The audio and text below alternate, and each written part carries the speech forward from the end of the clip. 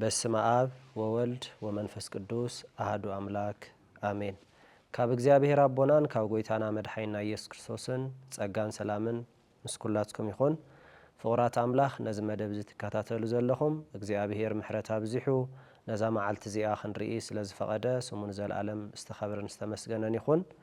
ለማዓንቲ ኸዓ እግዚአብሔር አምላኽ ብዛዕባ ሆሳዕና ዝብል ትርጉም ክምህረና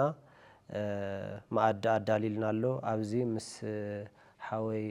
ደስተሽ ብሓደ ኮይና ብዛዕባ ሆሳዕና ወይ ድማ ጎይታና ኢየሱስ ክርስቶስ ናብ ኢየሩሳሌም ብዓቢ ዓጀባ ክኣቲ ከሎ ከመይ ነይሩ እቲ ኩነታት ክስተት ዝብል ክንርኢ ኢና። ንሱ ድማ መበገሲ ንገብር ኣብ ወንጌል ማቴዎስ ምዕራፍ 21 ዘሎ ቃል ክነንብብ እሞ ኣብኡ መሰረት ጌርና ክንርኢ ኢና። ወንጌል ማቴዎስ ምዕራፍ 21 ካብ ቁጥሪ 1 ጀሚሩ ከምዚ ይብል። ናብ ኢየሩሳሌም ምስ ቀረቡ ኣብ ደብረ ዘይቲ ናብ ዘላ ቤተ ፋጌ በጽሑ። ሽዑ ኢየሱስ ካብ ደቀ መዛሙርቱ ክልተ ልኢኹ ኣብ ቅድሚኹም ናብ ዘላ ዓዲ ኺዱ ብኡ እስርተ ኣድጊ ምስ ዒሎኣ ክትረኽቡ ኢኹም ፈቲሕኩም ከዓ ኣምጹእለይ። ዝኾነ ሰብ ሓደ ነገር እንተበለኩም ጎይታ ይደልዮም ኣሎ በሉ፣ ብኡ ድማ ክሰድዎም እዮም በሎም። እዚ ኩሉ ዝኾነ እቲ ብነቢይ ንኢየሩሳሌም እንሆ ንጉሥኪ ለዋህ ኣብ ኣድግን ኣብ ገልገል ኣድግን ተወጢሑ ናባኺ ይመጽእ ኣሎ በልዋ ዝተባህለ ምእንቲ ክፍጸም እዩ። ደቀ መዛሙርቱ ድማ ከይዶም ከምቲ ኢየሱስ ዝኣዘዞም ገበሩ። ነታ ኣድግን ነታ ዒሉን ኣምጽእሉ፣ ክዳውንቶም ድማ ኣብ ዝባንን ጐዝጐዝሉ። ኢየሱስ ከዓ ተወጥሐን። እቶም ህዝቢ ብምልኦም ድማ ክዳውንቶም ኣብ መገዲ ኣንጸፉ። ካልኦት እውን ካብ እዋም ጨንፈር እናሰልዑ ኣብቲ መገዲ ንስንስሉ ነበሩ። እቶም ቀቅድሚኡ ዝኸዱ ደድሕሪኡ እውን ዝስዕቡ ህዝቢ ከዓ ሆሳዕና ንወዲ ዳዊት፣ እቲ ብስም እግዚአብሔር ዝመጽእ ብሩኽ እዩ፣ ሆሳዕና ኣብ ኣርያም እናበሉ ይጭርሑ ነበሩ። ናብ ኢየሩሳሌም ምስ ኣተወ ከዓ ብዘላእታ ከተማ መን እዩ እዚ እናበለት ተናወጸት። እቲ ህዝቢ ድማ እዚ ነቢይ ኢየሱስ በዓል ናዝሬት ናይ ገሊላ እዩ በሉ ይብል። ስለቲ ቃል እግዚአብሔር አምላኽ ዝተኸበረን ዝተመስገነን ይኹን። ኩላህና ከም ንፈልጦ ሆሳዕና ዝብል ቃል ንመብዛሕትና ሓድሽ ኣይኮነን። ጎይታና ኢየሱስ ክርስቶስ ብዓጀባ ብክብሪ ብመዝሙር ናብ ኢየሩሳሌም ይኣቱ ከም ዘሎ እቲ ዝሞተሉ ሳምንታት እናበጽሐ ብዓቢ ክብሪ ናብ ኢየሩሳሌም ይኣቱ ከም ዘሎ ኣብዚ ዘንብብናዮ ወንጌላዊ ማቴዎስ ይነግረና እዩ። ቅድሚ ናብኡ ምኻድና ብደንቢ ናፍቲ ታሪክ ምእታውና ጎይታ ኢየሱስ ክርስቶስ ንምንታይ እዩ ናብ ኢየሩሳሌም ዝኸይድ ዘሎ? እቲ ህዝቢ ድማ ዘስምዖ ዓውታ ወይ ድማ ዝማሬ ነይሩ። እሱ ድሓር ክንሪኦ ኢና። ግን ናብ ኢየሩሳሌም ዝኸደሉ ዘሎ ምክንያት እንታይ እዩ? ወይ ካብኡ ድማ ስለ ሆሳዕና ንእሽተይ እስክንርአ። እግዚአብሔር ይመስገን። ብርግጽ ከምቲ ዝበልኻዮ ሆሳዕና ዝብል ካብ መጀመርታ ክርአ ከሎ ብዛዕባ ምድሓን እዩ ርጉጋዕ ኣሎ። ንምድሓን እዩ ጎይታ ኢየሱስ ክርስቶስ ካብ ልፅነስ ካብ ውልደት ጀሚሩ ምድሓን እዩ ዋና ዓላማ መምጽኡ ማለት እዩ። ስለዚ ናብቲ ናይ ምድሓን ናይ ፍጻመ ምድሓን ናይ መስቀል ሞት ናብ ምቕራብ ስለ ዝኸድ ዘሎ ጎይታና ኢየሱስ ክርስቶስ ብክብሪ ኣብቲ ህዝቢ ሆሳዕና ወዲ ዳዊት ተባሂሉ ማለት እዩ። ምድሓን ካብ እግዚአብሔር ዝኾነ ምድሓን ወይ ድማ ነቲ ህዝቢ ምድሓን ልብል እዩ። ከምቲ ኩሉ ግዜ ንፈልጦ ካብ መዝሙር 118 ቁጥሪ 2 ጀሚሩ ዘሎ ሓደ ያው ቃል ኦ መድሕን ከዘድሕን ክባል ከሎ ከዘድሕን ዝብል ትርጉም ሒዙ ኢሉ መጽእ እንትና ሆሳዕና ዝብል ቃል ማለት ንምንታይ ኣብ ትሕቲ ክንርኢ ከለና እቲ ብስም እግዚአብሔር ዝመጸ እዩ ዝተባረኸ እዩ ዝብል ቃል ስለ ማለት እዩ። ስለዚ ሆሳዕና ማለት ብዛዕባ ምድሓን ብዛዕባ ምድሓኒ ይረጉዕ ኣሎ። እቲ ምድሓኒ ዝኾነ ኢየሱስ ክርስቶስ ናብ ኢየሩሳሌም ዝኣተወሉ እሳቶም ከንግስዎ ይደልዩ ብዙሕ ግዜ ከንግስዎ ይደልዩ ነይሮም እዮም። ብዙሕ ግዜ ብዙሕ ሰዓታት ብፍላይ ተኣምራት ድንቂ ክገብር ከሎ ማለት እዩ። ግን ድማ እቲ ናይ ንግስና ምልክታት እዩ ሕዚ እውን ኣብ ሆሳዕና እውን እንሪኦ ዘለና ካብ እግዚአብሔር ዝመጸ ምዃኑ ክርስቶስ ኢየሱስ ተላኢኹ ዝመጸ መድሕን ምዃኑ ኢና ንርኢ ኣለና። ስለዚ ኣብቲ ከተማ ክርአ ከሎ ህዝቢ ዓዊሉ ካብ እግዚአብሔር ዝመጸ እንታይ እሱ ብሩኽ እዩ ኢሉ ክቕበሉ ኢና ንርኢ ማለት እዩ። ኣብቲ ሆሳዕና ዘሎ ድባብ ውሱ ይመስል እቲ ሓሳብ ክርአ ከሎ። ስለዚ ጎይታና ኢየሱስ ክርስቶስ ብዋናነት ኣብ ዘካርያስ ዝነበረ ትንቢት እንታይ ይግበር ኣሎ ይፍጽም ኣሎ። አንተ ወደንበባኻዮ እንሆ የዋህን ጻድቅ ኮይኑ ንጉስኺ እንታይ ክኾን ክመጽእ ተባሂሉ ተጻሒፉ ኣሎ። ኣብ ዕዋል ኣድጊ ተቐሚጡ ክመጽእ ዝብል ትንቢት ክፍጸም ተሓሳብ ተኸይዱ ኣሎ ማለት እዩ። ስለዚ ኣብዚ ጻድቅ የዋህ ትሑት ዝብሉ ኣብ ከይዲ ላርናዮም ዝነበሩ ሓሳባት ከምኡ ኮይኑ ጎይታ ኢየሱስ ክርስቶስ ናብ ኢየሩሳሌም ዝብል ካብ ካልኦት ነገስታትና ኣብ እስራኤል ተፈልዩ ዝኾነ ንጉስ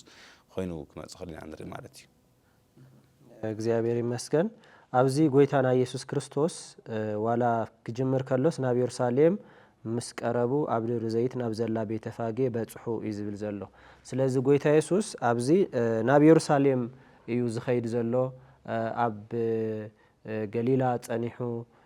ካብኡ ሕጂ ናብ ኢየሩሳሌም እዩ ዝቐርብ ዘሎ ናብታ ደብረ ዘይት ኣብ ትበሃል ቤተፋጌ ከባቢ እዩ ዘሎ ጎይታ ኢየሱስ ማለት እዩ። ምናልባት ናብ ኢየሩሳሌም ክኸይድ ከሎ ጎይታ ኢየሱስ ኢየሩሳሌም ብኸመይ እያ ተቐቢላቶ ዝብል ምልዓል ኣዝዩ ወሳኒ እዩ። ምክንያቱ ጎይታ ኢየሱስ ንኣስታት 3 ዓመት ኣብቲ ከባቢ እንዳመሃረ ብብዙሕ ተኣምራት ንዕውራቱን ኣብ ዝዋላ ክነንብብ ከለና ውርድ ኢልና ነቶም ክሪኡ ዝገብር ዝነበረ ነቶም ሓንካሳቱን ክኸዱ ዝገብር ዝነበረ ሙታቱን ዘልዕለሉ ዝነበረ ሰዓታት ነይሩ እዩ። ግን ኢየሩሳሌም ልባ ንየሱስ ከመ እዩ ነይሩ ክንብል ከለና ዋላ ካብ ሽማ ጀሚርናስ ኢየሩሳሌም ሃገረ ሰላም ናይ ሰላም ሃገር እያ ነይራ። ግን ናይ ሰላም ሃገር ዋላ ትኹን ግን እቲ ሰላማዊ ዝኾነ ኢየሱስ ክርስቶስ ኣይተቐበሎቶን። ሲኢሉ ግዝያዊ ዝኾነ ዓውዓውታ ግዝያዊ ዝኾነ ሞቅታ ንስተወሰነ ሰዓት ሆሳእና እንዳበለት ዘንባባ እንፂፋ ተቐቢላቶ እያ። ካብ ወፃኢ ግን እቲ ናይ ሃገረ ሰላም ዝብል ትርጓሜ ዘለዎ ሽማ እኳስ ሰላም ክገብር ዝኽእል ንጉስ ኢየሱስ እናሃለወ ንዑ ክትቅበሎ ኣይከኣለት ኢየሩሳሌም። ምክንያቱ ንሱ ምንጭ ሰላም እዩ። ዋላ ኣብ ኤፌሶን ምዕራፍ 2 ክነንብብ ከለና ኢየሱስ ባዕሉ ሰላም ከም ዝኾነ ንሱ ምንጭ ሰላም ከም ዝኾነ ነቲ ህዝብን ኣህዛብን ዝነበሩ ሓደ ገይሩ ሓደ ዝገበረ ጎይታ ምዃኑ ይነግረና እዩ። ኣብ ኤፌሶን ምዕራፍ 2 ታይብል ኤፌሶን ምዕራፍ 2 ካብ ቁጥሪ 11 ጀሚሩ እምበኣር ንስኻትኩም እቶም ቀደም ብትውልድኹም ኣህዛብ ዝነበርኩም እቶም ግዙራት በታ ኣብ ስጋ እትግበር ግዝረት ብምምካሕ ዘይግዙራት ኢሎም ይጽውዑኹም ከም ዝነበሩ ዘክሩ ይብል። እዚ ንኣህዛብ ይኹም ዝብል ዘሎ ንዓና ዝምልከት እዩ። ቀደም ዝነበርናዮ ህይወት እዚ ካብ ትውልዲ ኣምላኽ ካብቶም ህዝቢ እግዚኣብሔር ዝበሃሉ ካብ እስራኤል ኣዚና ርሑቃት ከም ዝነበርና በቲ ዘመን እቲ ካብ ክርስቶስ ዝረሓቅኩም ሕጂ ዝነበርናዮ ነገር ክንርስዕ የብልናን። መጀመርታ ካብ ክርስቶስ ኣዚና ዝረሓቅና ኢና፣ ኣህዛቢና ደቂ ቁጣዓ ኢና። ብተወሳኺ ድማ ካብ ሕብረት እስራኤል ፍሉያት ካብ ክርስቶስ ምርሓቁን ዘይኮነሲ ካብቶም ህዝቢ እግዚኣብሔር ሕብረት እስራኤል ተባሂሎም ዝፅውዑ ህዝቢ እኳስ ካብኦም ኣዚና ርሑቃት ኢና ነርና። ካብኡ ድማ ነታ ኺዳን ተስፋ ኣጋይሽ እሳቶም ናይ ኪዳን ህዝቢ እዮም ነይሮም። እግዚኣብሔር ምስ አብርሃም ዝኣተወ ኪዳን ነይሩ። ብአብርሃም ኣሚኑ ጽድቂ ኮይኑ ከዓ ተቆፂሩ ከም ዝተባሃለ እሶም ብዘርኢ ናይ አብርሃም ደቂ እዮም ነይሮም። ነቲ ተስፋ ኺዳን ኣጋይሽ ኣይኮነን ነይሮም። ንሕና ኣጋይሽ ኢና ነርና። ኣብዚ ዓለም እዚኣ ከዓ ብዘይ ኣምላኽ ተስፋ ዘይብሎም ከም ዝነበርኩም ዘክሩ። እዚ ዝነበርናሉ ናይ ትማሊ ህይወት እዩ። ክርስቶስ ኢየሱስ ቅድሚ ምእማንና ዝነበርናሉ። ሕጂ ግና ንስኻትኩም እዞም ቀደም ርሑቃት ዝነበርኩም ብክርስቶስ ኢየሱስ ኣቢልኩም ማለት ብምፍሳስ ደሙ ቀረብኩም። ርሑቕ ዝነበረ ሕጂ ቀረባ ኮይኑ እዩ። ብመን ምክንያት? ብደም ክርስቶስ እዩ ዝብለና። ንሱ ነቲ ኣብ መንጎ ዝነበረ ናይ ጽልኢ ከልካሊ መንደቕ ብስጋኡ ብምፍራስ ነቶም ክልተ ሓደ ዝገበረ ሰላምና እዩ ይብል። ክብሪ ንእግዚአብሔር ይኹን። ስለዚ እዚ ምንጭ ሰላም ዝኾነ ኢየሱስ ሰላም ዝገበረ ብደሙ እዩ። እዚ ሰላማዊ ዝኾነ ጎይታ ናብታ ሃገረ ሰላም እትበሃል ናይ ሰላም ሃገር እትበሃል ኢየሩሳሌም ይኣቱ እዩ ዘሎ። እዚ ከኣቱ ከሎ ናብ ሞት እዩ ዝኸይድ ዘሎ ጎይታ ኢየሱስ። ከምቲ ዓንተወ ትብሎ ዝነበርካ መድሓኒት ንክኸውን እዩ ዝኸይድ ዘሎ ጎይታ ኢየሱስ። ስለዚ ሽዑ ኢየሱስ እንታይ ገይሩ? ክልተ ሰባት ልኢኹ ማንም ዋላ ተሓቲትኩምሲ እቲ ጎይታእን ይደልየን እዩ ኢልኩም ንገርዎ ኢሉ ከም ዘበሎ እዩ ዝነግረና። ድሓር እዚ ንጉስ እዚ ግን ኢየሩሳሌም ከመይ እያ ተቐቢላቶ ዝብል ነገር ንርእስ ክንሱ ኣብትና መጀመርታ ኣቀባብላ ክንርኢ ከለና ብልገርም መልክዑ ኢሉ ኣሎ ተሓሰብ ብርግጽ ዕዋላ ኣድግን ከምጽኡ ተላእኹ ደቀ መዛሙርቲ እዮም። ካብቲ ደቀ መዛሙርቲ እዩ ግን ድማ ጎይታ ስለልደለዮም ንጎይታ ድሌት ድማ ክእግድ ወይ ክኽልክል ስለዘየለ ዝኽእል ኣካል ስለዘየለ ማለት እዩ። كابوتو شمون تجمير جن تم هزب مولهم خداون توم أمن قد لانصفو تنا مجمرك ولكن دخلنا نانصفو دحريو عوام تنفر تلاقور لا سلعو ينسلسلو نيرم قدمي يخد نيرم كابو دحريو قدمي لنا ورا هزبي يخون تبدحري لنا ورا هزبي يخون كل عويلي وسأينا بأريام نير مالتي لذي وسأينا بأريام وسأينا نود داويت بسم إجزاء زمس برخيو دقاقيم عويلهم يقولون نيرم مالتي لذي دحريو بكتة تاتا يرساليم أو كتم عم ساعته جن يرساليم خمس أبوات كرهنا جن خلا أتا كتما من يزي نابلة تاخونا تناوي سعينا عندنا مالتي تناوي سعينا خل بكتما عمل مالته كتما عمله هزوي ريال الله مالتي تهم هزوي دم أزي كم نايزريت قليلا مزمس نبي يسوسيو إنه اليوم كلهم جريح هذا مرسي السو قال يوم يملس نيرم قال يوم يناوس نيرم قال يوم يقبل ونيرم مالتي هذه توزيل نبره هزوي أتصالي نري أخيرك نرخلنا جن قويتنا يسوع كريستوس أبي يرساليم كأدخل الرها ونجرجن لقويتنا على يسوع كريستوس لمتن كتما خوينا جن يصنعتي يسوع كريستوس لمتن كتما مات ناي سلام نجوسيو مدحن خوين مثل الله قدسيو جنا كهبس الناس جميل قدس سوال تناجرليو قدسي ودك زابيريو لازم الإجزاء تكون كتما خوينا تصنح يجيب عملاتيو لازم دحين أخذنا لو وردنا كنخر خلنا أبث بيتم أرسم ساعتين الرخاء ونجر الله هم خوينا أتصنح حتى يرساليم والمتن ناجزي أبير بيت التبهار يرساليم ناجزي أبير محضر التبهار يرساليم هم خوينا أتصنح حتى لنا دحين الله كنرينا خينا مالاتيو سلازي كاب مرافق رح ركع استدخل توتر زلوا كن خلنا يسوع أبيتم أدرس آتيو نتوم أبيتم أدرس شتون زعد جزنور كلهم تاجورهم أبارهم يبلنا ربيزاتات مشرفت منابت شيء ترجون قلبات بيتي بيت صلتي بهال زبل صحف قالوا نسخات مجنا بعد سرقت جورهم ويبلنا سلازنا شافاتنا أي سرقتي مندر جرم كتما جرم صنيح مالتي يرسالهم خمس خينا صنيح حتى لقيت أنا يسكرسوس بتنقول سلام تهايل المسألة الله يسوع كريستوس سمدح أنت هايل المسألة الله يسوع كريستوس سلازي خمس خينا أنا حتى ناوي على سمعت الله أبيت مقدس خاع ولاد عن كساتنا أو موتو نص حويم ليك أنا كانت ممران حق جنا نتيز جوارات أمرات ريوم هز أنا تون أبيت مقدس عاولهم هو سأنا نود داويت أنتوا اللي سمعهم تنادر ريب لنا رحتي نايت بيت مقدس بعد تخوين مصنح راح لي خنا لبهم بعلتها يخوين يصنحوا بعد تخوين يصنح الله لنا جزائر مسيح قبل لا يخيل تعامل وزحه يخوين يصنحوا سلازي تم فريسايان تم ممران حق تايلم تناريجهم زم قول عزولو وتسمع الله قبلوا يسقع هو اتيكا اف قول عن سنات مسكان عدل خزولو زبل ده ان بخون يخم اي داويت مزبل يገልጽ الله زي حديقوم دما كاتا كتما وصيو نبيتنا يخدا او المحدر يبلنا ማለት ስለዚህ አትና መጀመሪያ ከነخلنا ቶም ሙሱ ተኸትሎም ወጽ ህዝቢ ወሳይና በአርያም ኢሎም ከወሩ ከነخلنا دحرግና ቤተ መቅደሱን بعد ኮይን ጸኒሕዎ تناجزها بيت مقدس الإيمان كعالم كله تفلى بيت إسرائيل الجزائر طرح لبينه لحد أملاخ لا هو لم يخلق بوتام على تيو الصوت بلاش أني حد حد ما لبهم ولك عمو تقبلنا تنوري لتمسح جراك ما تخلون فلتينا عملي تقبلوا أما ده تحزوننا مسك المسحون تقبلنا تم حزون يلا نوعي يوحنا مرة حرق طير عتون نجرنا له مجمر تاجويتنا يسوس ناوتمنا تمسة تمنا تقدر تاجرون أي تقبلوني لنا حزونا مودة مسيح خوين مدحنا خوين كسكال علم كدحن أو تقارب ولا ساعات ما حزون لك أونتي ناي أيهود لك أونتي توم فريساويان ممران حق خلهم كقام وخلو يعني بالتعمية تنايرهم هم بمخان مالتي. እግዚአብሔር ይመስገን ከምቲ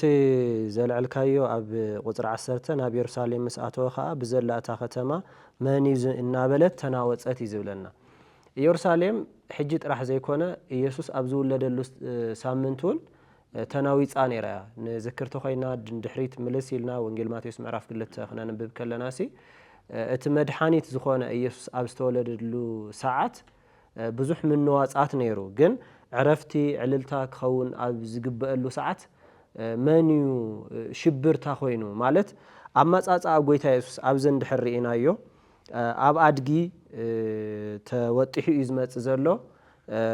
كأو ساتهم زترد أورد إيتالو يسوس مسيوسي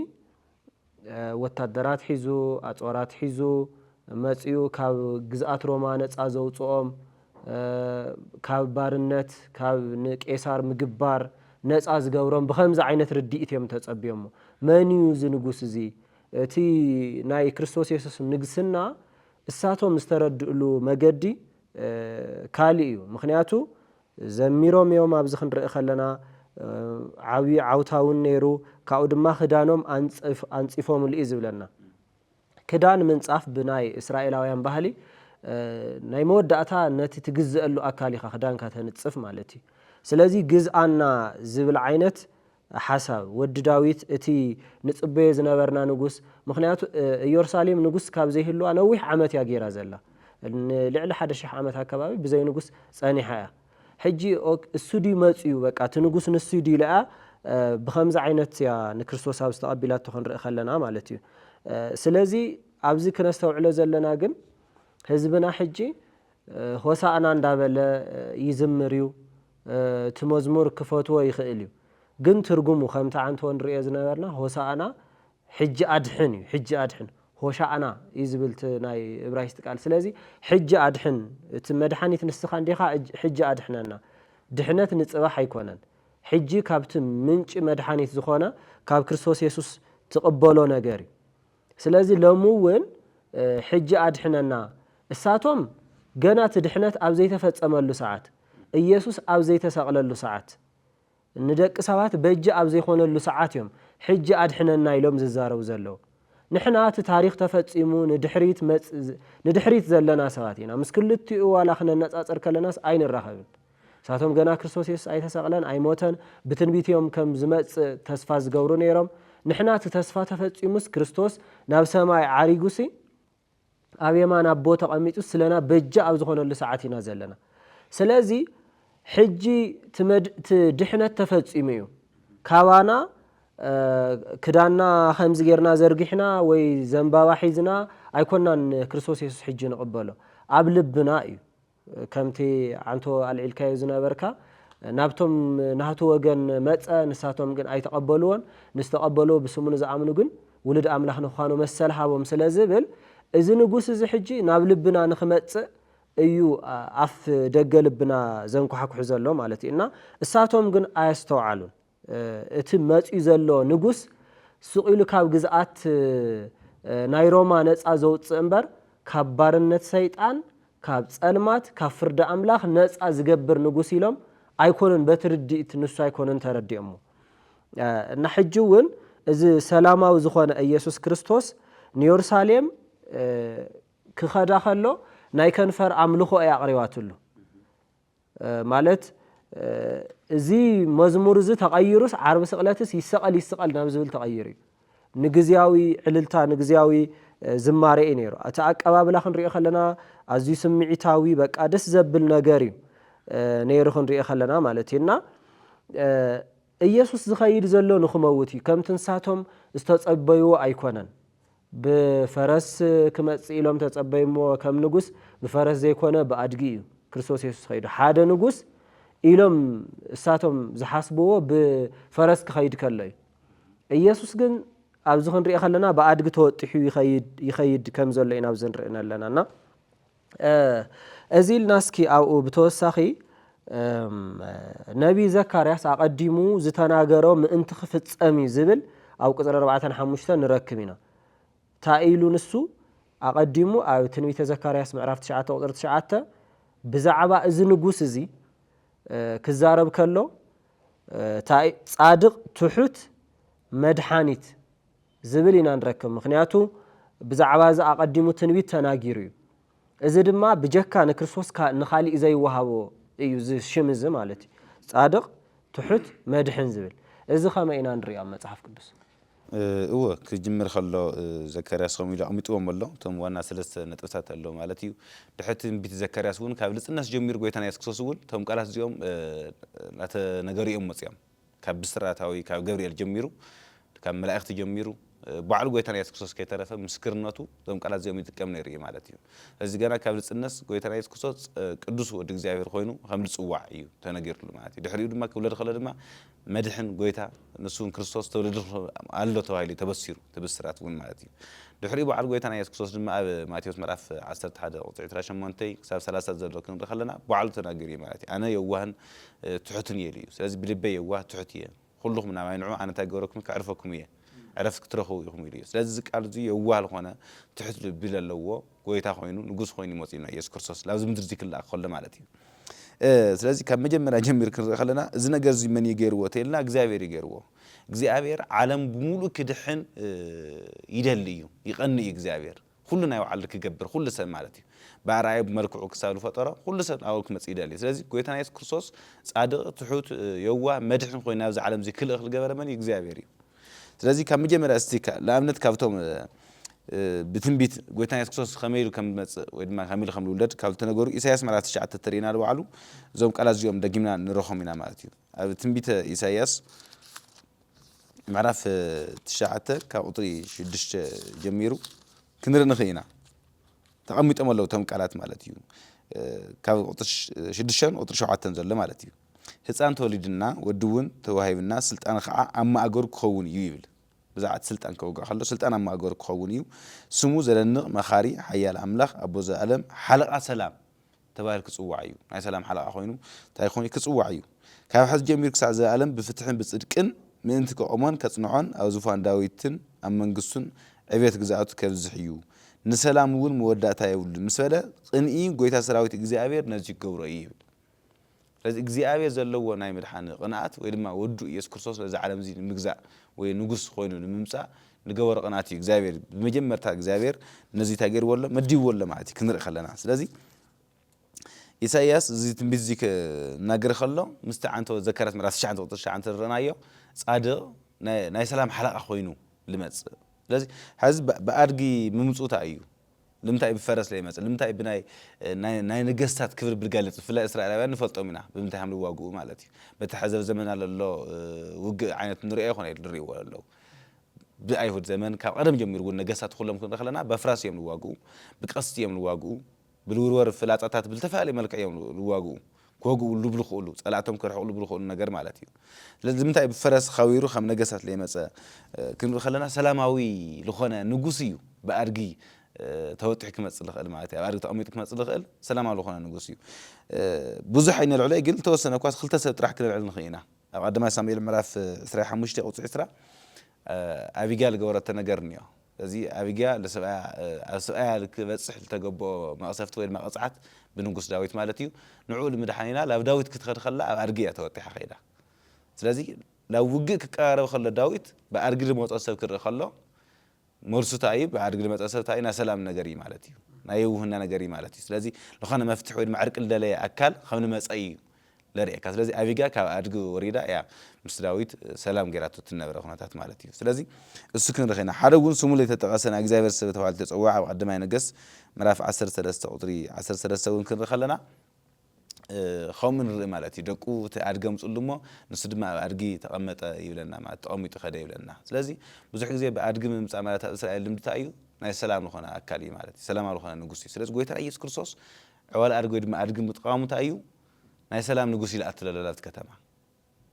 زي ما بتنبيتون مركز أرجون فسيم ويو نقص سلام رئيس كرسوس تمثالية خوين صانع أيو نقص سلام نقص أرجع توالي مالتي لذي تي نقصنا الصوت هيخون له يفصم له مالتي لذا قويتنا يسكسوس كأدخل الله يتسالم من عينات نجاسات كل على يخولي ولا يرسلم نور مرحتك كل على يخولي كنا خلنا نقول أو تتقامون تمرحت هاي ما تيم نيرام كنا أي بوليتيكا ومنجستم حذرة التقام أكلين يراناي لمن تأتيلنا بخالي أي مسأي بعوال أرجي مسير الله لذي ناي سلام نقص صعد يواه خوينو خلنا مسأي الري حنت تقصي كل ما دحريو ناوها كل قصينا أبي سياس معرف سياسة خلتي خمسة قال نركينا سياسي خلت قطري 10 حدا مالتي بزعوا قيتنا يسوع كريستوس كابل تنبؤت بيتات حدايو إنه እግዚአብሔር نخلا مدري وجالله نقول سين إنه مدحان خيمة الله إنه دموز موسى الله عسود ما كلميو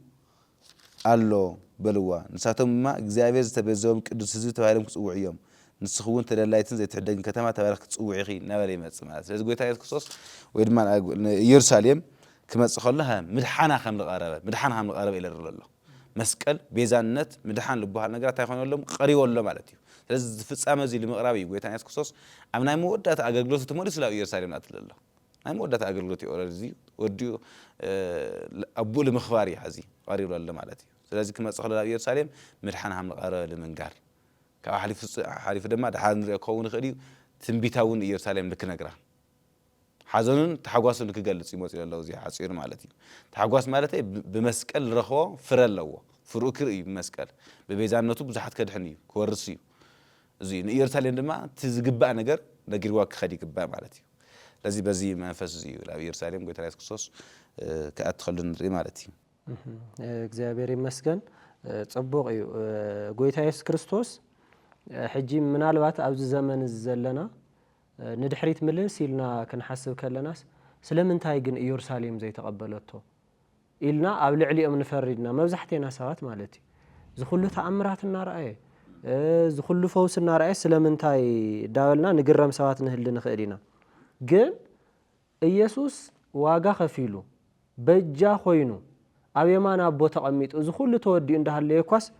ብዙሕ ሰብ ነዚ ነገር እዚ ኣይቅበሉን ነዚ ሓቂ እዚ ኣይቅበሉን ድፍረት የብሉን ነቶም ኣብ ኢየሩሳሌም ዝነበሩ ሰባት እዚ ሓቂ እዚ ብኢየሱስ ክርስቶስ ኣሚንካ ናይ ዘለዓለም ህይወት ምርካብ ዝብል ሓሳብ ወይ ድማ ትክክለኛ ኣስተምህሮ ዘይተቀበለ ነቶም ኣብ ኢየሩሳሌም ዝነበሩ ህዝብ ክፈርድ ኣይኽእልን መጀመርታ ኢየሱስ ኣነስ ተቀቢለዮ ደ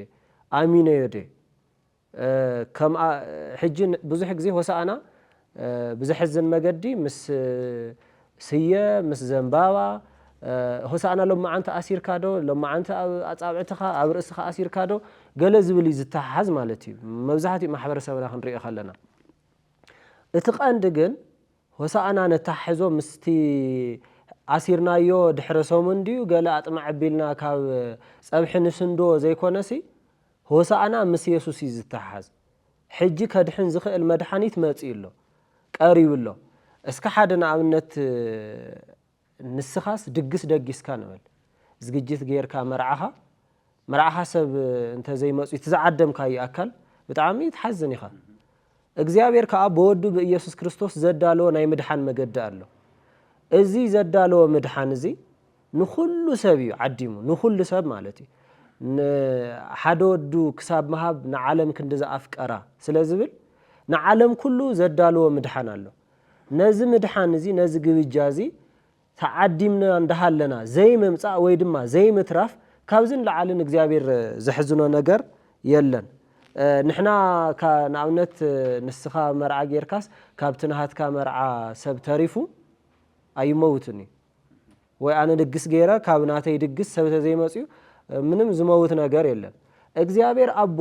በወዱ በኢየሱስ ክርስቶስ ካብ ዘዳለዎ መርዓ ምትራፍ ግን ሞት እዩ ኣብ ልዕሊኻ ሓዊ ምዕዳሚ ወይ ድማ ብግልባጡ ንናይ ዲያብሎስ መርዓ ይዳለለኹ ኢኻ ትብል ዘለኻ ኣብቲ መርዓ እግዚአብሔር ካብ ናይ ሰብ መርዓ ስለስተረፍካ ወላ ሓንቲ ትሞቶ ነገር የብልካን እግዚአብሔር ግን በወዱ በኢየሱስ ክርስቶስ ካብ ዘዳለዎ መርዓ ምትራፍ ማለት ቀጻሊ ዕጫኻ ሞት ምግባር ወይ ድማ ንዲያብሎስ ኣብናሃትካ መርዓ ኣለኹ ኢልካ ኢኻ ትዛረብ ዘለኻ ስለዚ ኢየሩሳሌም ኣብቲ ሰዓት ንሱ በኸምዝ መገዲ ኣቢላቶ ከምታ አንተ ንሪኦ ዝነበርና ድማ ኢየሱስ ጻድቅ ትሑት መድሕን ዝብል ርኢና ኢና እዚ ብፍላይ ትሑት ዝብል ኩላህና ኣይኮነንዶ በኢየሱስ ክርስቶስ ዝኣምኑ ሰባት ዋላቶም ዘይኣምኑ ናይ ክርስቶስ ትሕትና ይገርሞም ኣምላኽሲ ካብ ሰማይ ምውራድ ንባዕሉ ኣዝዩ ዘገርም ነገር እዩ ቀንዲ ግን ኣብዚ ክንሪኦ ዘለና እቲ ጻድቅ ዝብል እዩ ጻድቅ ማለት ትክክል ዝብል ትርጉም እዩ ዘለዎ ትክክል ብትክክል ዝመላለስ እዚ ጽድቅ እዚ بقطታ ምስ ጎይታና ምስ ኢየሱስ ክርስቶስ እዩ ጥራሕ ዝተሓሓዝ ብኸመይ ተይልና ኣብ ሮሜ ምዕራፍ 3 ቁጥር 21 ሕጂ ግና እቲ ብሕግን ነቢያትን እተመስከረሉ ጽድቅ አምላኽ ተገሊጽ ኣሎ ብምባል ይዝነግረና ስለዚ እዚ ጽድቂ ወይ ድማ ጻድቅ ተባሂሉ ብትክክል ኣብ እግዚአብሔር አብ ብቅድስና ብጽድቅ ዝተመላለሰ እቲ ወዱ እቲ አምላኽ ዝኾነ ኢየሱስ ክርስቶስ ጥራሕ እዩ ስለዚ እዚ ጽድቂ ትክክል ዝኾነ ድማ ተቀበሎ ትኽእል ካብ ኢየሱስ እዩ እዚ ጽድቂ እዚ ሒዙ እዩ ኢየሱስ ክርስቶስ ናብ ኢየሩሳሌም ዝኸይድ ዘሎ ድሕሪ ዝተወሰነ መዓልቲ ክስቀል እሞ ውጽኢት ናይቲ ስቅለት ድማ ጽድቅን ደቂ ሰባት መሃብ እዚ ኣዳሊ ክርስቶስ ናብኡ ዝኸይድ ነይሩ ኩሎም እቶም ዝኣምኑ ኣብ ቅድሚ እግዚአብሔር ዝጸድቁ በኢየሱስ ክርስቶስ ብምእማን ይብለና ስለዚ ኢየሱስ ክርስቶስ ጽድቂ ወይ ድማ ጻድቅ ናይ እግዚአብሔር ጽድቅ ተባሂሉ ተጠቂሱ እዩ መድሓኒቱ ውን ከምቲ አንተ ወጣሶ ነበርካ ድንግል ማርያም መጽዩት መልአኽ ኖክት ወልዲ ኢኺ ሱም ኢየሱስ ክርስቶስ ክትብል ኢኹ ምክንያቱ ንህዝቢ ኩሉ ካብ ሓጢኦም ስለ ዘድሕኖም ዝብል ንርኢ ኢና እዚ ኢልና ግን ጎይታ ኢየሱስ ብፍላይ ብዛዕባ እዚ ከም ዝበኸየ ኣብ ሉቃስ ወንጌል ንረክብ ኢና ምዕራፍ 19 ካብ ቁጥር 41 ጀሚሩ ጎይታ ኢየሱስ ንኢየሩሳሌም ከም ዝበኸየላ ንርኢና ስለምንታይ ጎይታ ኢየሱስ በኺ ኢየሩሳሌም ብዙሕ ግዜ ተነጊራ እያ ካብ ቀደም ጀሚሩ እግዚአብሔር ከም ህዝቡን እስራኤል ርስት ገይሩ ከቅርብ ከሎ ካብ ለቅረበሉ ሰዓት ጀሚሩ ብዙሕ ግዜ እግዚአብሔር ይናገር ስለ እስራኤል ካብ ሓሊፍ ድማ ስለታ ከተማ ስለ ኢየሩሳሌም ባዕላውን ብዙሕ ግዜ ተናገሩ እግዚአብሔር ድሕሪ ጎይታና ኢየሱስ ክርስቶስ ድማ እቲ እግዚአብሔር ዝተናገሮ ብሙሉኡ ደጊሙ ነጊርዋ እዩ ስለዚ ኢየሩሳሌም ሓቀኛ ሰላም ዘለዋ ከተማ ልክትኾን ደድልያ ነገር ሁሉ ይፈለጠት ብኡ ልጅምር ጎይታና ኢየሱስ ክርስቶስ ስለዚ ኣብ ሉቃስ ምዕራፍ 19 ተወልኸየ 41 ጀሚሩ ኢየሱስ ናብታ ከተማ ቀረበ ምስ ረኣያ ከዓ ከምዚ ኢሉ በኸየላ ኣየንስኺ በዚ መዓልቲ እዚ ንሰላም ክዝኸውን ፈይትኺ እንተትኾኒ ሕዚ ግና ካብ ዓይኒ ክትኸዊል ኣሎ ኢሉ ይጅምር ማለት እዩ ንሰላም አልኾን ነገር ካብ መን ይመጽእ ካብ እግዚአብሔር እዩ ኢየሩሳሌም ትህዝቢ ብሙሉእ ማለት እዩ ሕዚ ብዙሕ ግዜ ሃገር ክጽዋዕ ከሎ እቲ ሃገር ጥራሕ ስለ መስለና እቲ ከተማ ጥራሕ ስለ መስለና እዩ ስለዚ ኣብቲ ከተማ ዝነብር ዘሎ ህዝቢ ናይ እግዚአብሔር ሰላም የድልዮ እዩ ግን ንሰላማት ደድልያ ነገር ግን ኣይፈለጠት እዩ ብዙሓት ነቢያት ተላኢኹምላ እዮም ብዙሓት ነቢያት ተላዕሎም እዮም ካብ ባዕላ ናይ ሰላም ዝኾኑ ነገስታት ካህናት ኣገልገልቲ ብዙሓት ኣብ ቅድሚ እግዚአብሔር ክቆሙ ዝኽእሉ ኣገልገልቲ ካብ ኢየሩሳሌም እዮም ተመሪፆም ብዙሕ ግዜ ነቢይ ተፈልዩ ዋላ ይትፈልጥ ዓዲ እያ ካብ መጀመርያ ክንርኢ ከለና ማለት ከጽና ከለና ስለዚ እዚ ኩሉ ታይ ገበረቲ ኣይፈለጠቲ ኢየሩሳሌም ጎይታና ኢየሱስ ክርስቶስ ኣብ ምዕራፍ 13 እውን ሉቃስ 13 ክንርኢ ከለና ነጊርዋ ነይሩ እዩ ቁጥሪ 34 ማለት እዩ ካብ 33 ዋላ ጀሚራ ክንብህ ከለና ሎምን ጽባሕን ድሕሪ ጽባሕን ግና ናብ ኢየሩሳሌም ክድይብ ይግበአኒ እዩ ኢሉ ቀዲሙ ይናገር ቅድሚ በትሕዚ ተወሳኢና ቅድሚ ምእታው ክንርኢ ከለና ማለት እዩ ስለዚ ተሓሳብታ እዩ ናይ ምድያው ነብይ ኣብ ኢየሩሳሌም እምበር ኣብ ወጻኢ ክመውት ኣይግበአኒ እዩ እሞ ይብል ኢየሩሳሌም ንነቢያት ትቀትሊ ናባኺ ዝተኣኸውን ብእምኒ ትቅጥቅጢ ከምቲ ደርሆን ጨዋውታ ኣብ ትሕቲ ኣኽናፋ እትክዎም ክንደሻዕ ኸየ ንደቅኺ ክእኮም ዘይደለኹ ንስኻትኩም ግና ኣበኹም እንሆ ገዛኹም ከዓኑ እዩ እብለኩም ኣለኹ ብስም እግዚአብሔር ዝመጽእ ቡሩኽ እዩ ክሳዕ ትብሉ ኣይትርእዩን ኢኹም ኢሉ ኣገልግሎቱ መብዛሕቲ ግዜ ካብ ኢየሩሳሌም ወጻኢ ከም ነበረ ንርኢና ማለት እዩ ኣብቲ መጀመርታ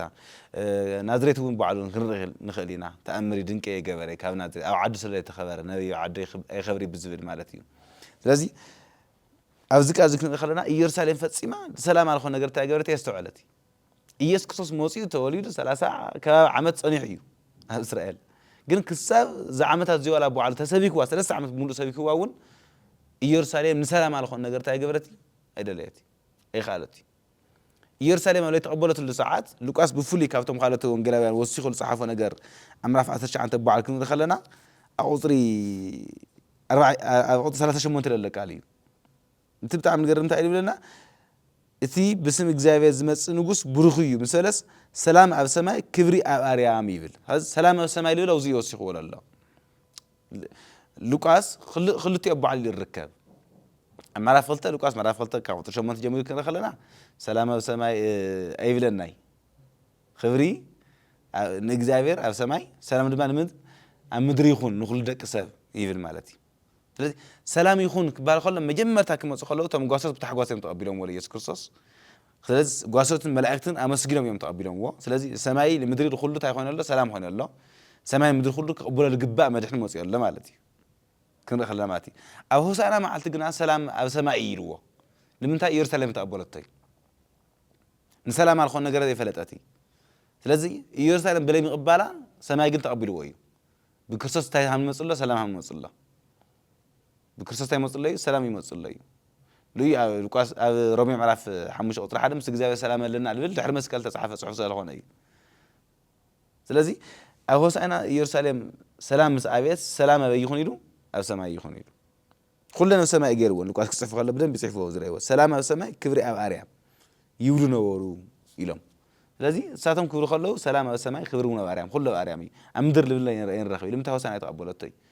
أوسانا معلتي يرسلم تقبرت السلام على خونا قرتي قبرتي أفلتتي سلذي صلاتخي أو زريخ حصيرهم كيوم بزي بوتي نعخذ إنه لما معلتك متصيو زمان دحنا تخي سأن مفلاتخي نعاخي كواخن نزنورو دقخن مس حاملك حاوس خيوم امني أبدع امني حرقزخن يوم يبل زيد فصامنا يرسلم فراس فصامه التفصم الحار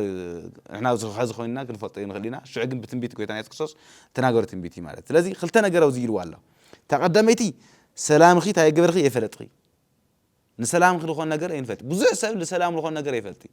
وعلى سلام قبري اللي مصر له وعلو البيتسو لسدرو لجزو لهجرو وعلى سلام قبري لسعر بزح جزية نسلامنا كون لجبوا مني لكن كنفرتي قبلنا أنتم تقولون نرخا سلامنا من خوني كرسوس يسخوني حزي بس جزايا تسألين أنا يرنا حز سلام خوني أنا بمن بكرسوس ثلاثي سلامنا كرسوس مخان كنفرتي قبّا يرسلم جنيه فلتأتي ثلاث سأل مفلاتة بتحتي لنبنا ينجر كبس حي مالتي تخيل أي زمن دحنا تخي سأل مفلات تخيل زمن دحنا تاونا فلتأتي حلفوا ميو أيوة كان كر خلنا زمن من حرم حلفوا ميو كما تصير على الصبي ساح حز كل يوم أيوة خوينا مسح كما سألنا إلى الصبي مالتي هاي خلنا تزمن مدحن تجارم لا يحلفهم الله شعون يسوع كريستوس بلاي مقبلهم مدحن معلتهم تجارم لا حلفهم الله مدحن معلت حزيته ولا تصحيفيه خلاي قرطس خمن فلت مراف شدش أو ترغلته نعمل حال معلت خزي نحتوي على خوينه كريستوس يسوع كما تصح له أفتح حزي التبها الساعات بناتاتهم كقبر ويجبانير مالتي لازم زمن مرحان خي بلاي مفلات خي زياتهم كلهم كونيا تفرسي خي الوا يرسلم تعالى تفرسي خي الوا إمنا بالعلم إمنا كل كف تسمي تفرسي خي الوا مالتي لازم خلتي أنا جر وسنت نجار نسلامنا زخون نجار كن فلتي جبنا نسلامنا زخون نجار مني يسوع كريستوسي الصحيح ولا ما تصيو مدر لتنا علم لتنا سلام فوتسيم نسلامنا كونا يغلي كمبرنا يغلي خاود ما مدحنا وين كنفلت يقبلنا لازم عنتو خمت تلو نرغا بزح سب بهوس انا معلت بزعلت زي نقول نرينا دقاو نقرات مريتاتي يلقبر هوس انا بقال بمدحان مسلو لا يتحزي انا قال نسمع بتاع صياف الخونا نقال مستون كلنا نتحزوون الله هوس انا ادحانيتي يلبل لازم هوس انا حس خاريخه هوس انا حسكم لكم يبهار يم بعلم وعلم هوسانا يسوع كريستوس هوسانا مدحنينا سوي يسوع كريستوس خز ادحن تبعله لدحن يسوع كريستوس حزون بس حزن لنا ساعتون لدحن مني يسوع كريستوس سوي هوسانا انا بدقوا بالجبر نجر هوسانا كونه يغلي لو ما انت هوسانا لا يصح مدحن كون لا يغل نجر مدحن لكن وسدين يغلي يجبرنا يون اغزيابيا زدالو حدا بحتا هوسانا قويتنا يسوع كريستوس ማለት ስለዚህ ዘመን ምድሐና ክንፈልጥ ይግበና ሐዝውን ዘመን ምድሐኒዩ ዝለልና የዘመኑና ምድሐን ዘመን ገና ፍርደ መጻይ ክሳብ ጎይታና ኢየሱስ ክርስቶስ ሞጽዩ ኻላይ ሞጽዩ ክሳብ ፍርድ ሐዝውን ምድሐን ዘመን እዩ ከምልጠና ይግባይ ማንም ሰው ከምልጠ ይግባይ ማለት ስለዚህ ኢየሩሳሌም በጣም የተሐዝን ከተማ ሆይና ያጽና ሐቶ ጎይታና ኢየሱስ ክርስቶስ ክብርን እግዚአብሔር ይሁን አብዚ አብ መወዳታ ጎይታ ኢየሱስ ናብ ኢየሩሳሌም አትዩ ድማ ታይዝ ብለና ኢየሱስ ካ አብ ቤተ መቅደስ አትዩ ይዝብለና አው ካ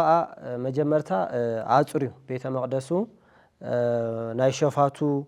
ናይቶም ዝሸጡን ዝልውጡን ሰባት ከምዛ አይነት ገይሮም ስለዝነበሩ ተማኡ ዝነበሩ አይሁድ ጎይታ ኢየሱስ ከም ዝተቆጣይ ነግረናይ ካኡ እውን ቤተ መቅደስ አትዩ ከም ዝፈወሰውን ይርኤና አብዝ ንርኤና አው ዕውራት ነይሮም ንዓቶም ከም ዘድሐኖም ካኡ ድማ ምስጋናውን ከም ዝተቀበለ نرينا برجت أبزي ماتيوس معرف إسران هذا كل تقطع نرينا قويت يسوع كقطع خلون أيهودين كقطع خلون نرينا ناي قويت يسوع كريستوس مقطع تخكليو مخنياتو اتبيت أملاخ اتبيت مقدس سي تايم جيرم منيرم ناي عداقة مبر سبزدحنا اللو يكون النيرم توم أوزنارو ناي بيت مقدس أقل تخم يم جيرمو حجي سي يسوع نبيت مقدس آتين دينا نولزلنا أبز زلنا اللو زمن نامن بيت مقدس يسوع كريستوس ذاتي نابانا إذا أتناب سبي أب حديث كدام بفلاي يدسب أب السرحته أجزابير أملاك كنبراي خيلني قدس باولوسون أب قدامي كورنثوس معرف سلسته ولا معرف شدشتون نسخاتكم بيت مقدس أملاك مخانكم أيتفولت عندكم إزبلنا سلازي حجي ناب لبنا إذا أتو مالتي لبنا خنا تصري لبنا نكريستوس زبق حيوت كملالس حيوتنا نعزمت انخوني أبزي ناري زصري له ساعات كمتصيو ክርስቶስ ዳግም አብዝ መጸሉ ሰዓት ዘጽረየሉ ሰዓት ከመጽይና እሳቶም ግን ተቆጥዖም ይዝብለና ዘቆጥዖም ምክንያት ድማ ታዩ ሆሳዕና ንወድ ዳዊት ክብሉ ምስራአዩ ሓረቁ ይዝብለና ሓሪቆም እዚአቶም ዝብሉ ወስት ሰምዕ ዶለኻ በልዎ ኢየሱስ ከዓ እወ እቲ ካብ አፍ ቆልዑን ህፃናትን ምስጋና አዳለኻ ዝብልዶ ኣየንበብኩምን ይኹም በሎም ይብል እዚኣቶም እኮ መሲህ ዝጽበዩ ዝነበሩ ምስጋና ንኢየሱስ ክበሃል ከሎ ደስ ክብሎም ይዝግባእ ነይሩ እወ ይግብኦ እዩ ንዑ እዮም ክብሉ ዝግብኦም ነይሩ ግን ብዛሕዝን መገዲ ንሕና ኢና ንቤተ መቅደስ ቀረባ ንሕና ኢና ንሃይማኖት ቀረባ ዝብሉ ሰባት እዮም ኣብዚ ዘለናሉ ዘመን ከይተረፈን ኢየሱስ ዝቃወም ኣይ ንኢየሱስ ኣምልኾ ክቀርብ የብሉን ኢየሱስ ዝበሃል ስም ክለዓል የብሉን ኢሎም ዝቃወም ሕጁን እቶም ንሕና ንሃይማኖት ቀረባ ኢና ንቤተ መቅደስ ቀረባ ኢና ዝብሉ ሰባት እዮም ዝሓርቁ ማለት እዩ ኢየሱስ ኣብ ዝለዓልሉ ሰዓት ወይ ድማ ምስጋና መዛሙራት ንዑ እዮም ኣብ ዝበሃለሉ ሰዓት ዝሓርቁ እዮም እዚ ኣብ ሆሳዕና ካብ ዝተፈጸሙ ኩነታት ነገር እዮም ስለዚህ ክንጠቕልሎ ከለና እንታይ እዩ እግዚአብሔር በወዱ በኢየሱስ ክርስቶስ ዝፈጸሞ ናይ ድሕነት ስራሕ ኣሎ እሱ ከዓ ውጽኢቱ ሰላም እዩ እቲ ሰላም ዝተባሃለ ኢየሱስ እዩ ህዝብና ከዓ ሆሳዕና እናበለ ስየ ሒዙ ምባሉ የብጽሖ ድዩ ናብቲ መንግስቲ ኣምላኽ ከብጽሖ ኣይክእልን ንሱ ልቡ ከፊቱ ንክርስቶስ ኢየሱስ ምቕባል እዩ ናብ መንግስቲ ኣምላኽ ከእትዎ ዝኽእልና ስለዚ ሓደራ ክንብል ንደሊ ሆሳዕና ኢልና ኣብ ነኽብረሉ ሰዓት ክርስቶስ ኢየሱስ ኢና ክንሓስብ ዘለና ዝኸደሉ ዘሎ ዕላማ ንመስዋዕቲ ንምዃን እዩ እና መወዳእታ ትብሎ ታህሊካ ሓሳብካ ካሞ ክንውድእ ምናልባት ከጠቃልል ከለኹ ብመዝሙረ ዳዊት 118 ዘሎ ሓሳብ ንምጥቕላል ክምኩር እየ ማለት እዩ ካብ ቁፅሪ 22 ጀሚሩ እንታይ ይብል እቲ ነደቕቲ ዝነዓው እምኒ ንሱ ርእሲ መኣዝን ኾነ ይብል እዚ ፍጻምኡ ጎይታና ኢየሱስ ክርስቶስ ከም ዝኾነ ፍሉጥ እዩ ሓድሽካን ኣብ ብዙሓት ጥቕሳት ተነጊሮም እዮም ማለት እዩ ስለዚ ርእሲ መኣዝን ኾነ እዙይ ካብ መን ኮይኑ ካብ እግዚኣብሔር ኾነ ንዕትና እውን ዘደንቕ እዩ እግዚኣብሔር ዝስራሕ መዓልቲ እዚኣ እያ ብኣ ንተሓጎስ ደስ እውን ይበለና ኦ ጎይታ ቤዛኻ ሕዚ ኣድሕን ኦ ጎይታ ቤዛኻ ኣቕንዐልና እቲ ብስም እግዚኣብሔር ዝመጽእ ብሩኽ እዩ ካብ ቤት እግዚኣብሔር ባረኽናኩም እግዚአብሔር ኣምላኽ እዩ ንሱ እውን ኣብረህልና እናበለታ ይኾን ይቕጽል ማለት እዩ ኣብዚ ቁፅሪ 25 ብዝግባእ እንድሕሪና ኮይና ከም ህዝቢ ይኹን ከም ውልቀና ይኹን ከም ቤተ ክርስቲያን ይኹን ብጣዕሚ ብዙሕ ነገር ክንድሕን ልግባእ ህዝቢ ኣለና ብዙሕ ሰብ ክድሕን ልግባእ ስለዚ ኣብዚ ሰዓት እዚ ካሊእ ደጋዊ ወይ ብወፃእ ንገብሮም ነገራት ከይኾን ክወዝሑና ልግባኦም ከዚ ኣድሕን ልብል ቃል ክንብል ይልግበአና ኢለ ሓስብ ጎይታና ኢየሱስ ክርስቶስ ሕዝውን መድሕን ኢኻ ሕዝውን ኣድሕነና ንስኻ ጎይታ ኢኻ ቤንኻ ጻድቕ ኢኻ ቤንኻ ትሑት ኢኻ ቤንኻ የዋህ ኢኻ ሕዝውን ኣዕርፈና ክንብል ይግባእ ኣብ ዘመን እዚ ኮይና ማለት ብውልቀና እውን ከም ስድራ እውን ከም ህዝቢ እውን ማለት እዩ ብዙሕ ነገር ኣለና ብዙሕ ህዝቢ ኣለና ለይድሓነ ካልኣይ ኦ ጎይታ ቤዛ ኣቕንዐልና ይብል ብዙሕ ልቐንዕ ነገር ኣለና ብዙሕ ልቐንዕ ነገር ኣለና ከም ምድሪ ከም ዓዲ እውን ከም ህዝቢ እውን ብዙሕ ነገር ልቐንዕ ኣለና ስለዚ ሰላም እንደሊና ፍቕሪ እንደሊና ሓድነት እንደሊና ምድሓን እንደሊና ሕውየት እንደሊና እዚኦም ኩሎም ከቕንዕልና ልኽእል መን እዩ ጎይታና ኢየሱስ ክርስቶስ ብምቕባል ጥራሕ እዩ ጎይታና ኢየሱስ ክርስቶስ ለይተቐበለ ከም መድሕን ገይሩ ከም ጎይታ ገይሩ ኣብ ህይወቱ ለይተገዘ ኣካል ፍጹም ዝኾነ ሰላም ክረክብ ይኽእል እዩ ፍጹም ዝኾነ ምሕረት ክረክብ ይኽእል እዩ ፍጹም ዝኾነ ምድሓን ክረክብ ይኽእል እዩ ስለዚ በዚ ዘመን እዚ ኣብዚ ሕዚ ሰዓት ክንብል ይግበአና ኦ ጎይታ ከዚ ኣድሕን ሕዝቡን ሆሳዕና ክንብል ይግበአና ማለት እዩ ልመን ጎይታና ኢየሱስ ክርስቶስ ኣብ ሰማይ ሰላም ኮይኑ ሰማይ ተቐቢላቶ እያ ንፈልጥና ኩላትና ሰማይ ብደመና ብክብሪ እያ ተቐቢላቶ ጎይታ ኢየሱስ ክርስቶስ ክዓርግ ከሎ ማለት እዩ ሕዚ ንሕና ድማ ብልብና ክንቕበሎ ይግበአና ሰላም ክህልወና ሓድነት ክህልወና ህይወት ክህልወና ማለት እዩ ናይ ዘላለም ህይወት ክህልወና ምንታን ሕዚ ኣድሕን ክንብል ይግበአና ኢለ ይሓስብ ንሕና እውን ኣብ ዘመን እዚ ኮይና መልእኽትና ንሕልፎ እሱ እዩ ማለት እዩ እግዚአብሔር ዝተመስገነ ይኹን ክብርን እግዚአብሔር ይኹን ኣብ መወዳእታ ንሕልፎ ሓሳብ ኢየሱስ ክርስቶስ ሆሳዕና እዩ ወይ ድማ መድሓኒት እዩ ሕጂ ከድሕን ዝኽእል ረድኤት ኣብ ዝደለኻሉ ሰዓት እሲ ደበኽ ክብለልካ ክመፀልካ ዝኽእል ሕጂ ኣድሕነኒ ኢልካዮ ንፅባሕ ገለ ዘይብለካ ጎይታ እዩ ንኣብነትስ መድሓኒት ኣብ ሕክምና ኸይድና ዋላ ዘይንፈትዎ መድሓኒት ንኽንድሕን ኢልና ንወስዶ ኢና ማለት እዩ ኣነ መርፊ ኣይፈቱን ይብለካ ገለገሊኡ ብኣፍ ዝውሰድ እውን ኣይፈቱን ይብለካ ግን ከይፈትዎ ንኽድሕን ኢሉ ይወስዶ እዩ እዚ ግን ከይፈተና ንወስዶ ኣይኮነን እንዳፈተና ከድሕን ዝኽእል ከምቲ ከኒና ስጋው ነገር እዩ ክፍውስ ዝኽእል ከኒና ኢየሱስ ግን ናይ ስጋን ናይ መንፈስን ናይ ነፍስን መድሓኒት እዩ ስለዚ እዚ መድሓኒት እዚ ሕጂ ከድሕን ዝኽእል ነቲ ዘለካ ባርነት ነፃ ክገብር ዝኽእል ኣምላኽ ስለ ዝኾነ እዚ ብምሕሳብ ነዚ ጎይታ እዚ ኣብ ልብና ክንእንግዶ ናብ ልብና ንኽኣቱ ልብና ንክኸፍት ልብና ከፊትና ንኽንቅበሎ ብፍቕሪ ኣምላኽ ክንዕድመኩም ንደሊ ዝመሃረና እግዚአብሔር ስሙን ዘለዓለም ዝተኸበረን ዝተመስገነን ይኹን ጸጋን ሰላምን ምስኩላትኩም ይኹን ወስብሐት ለእግዚአብሔር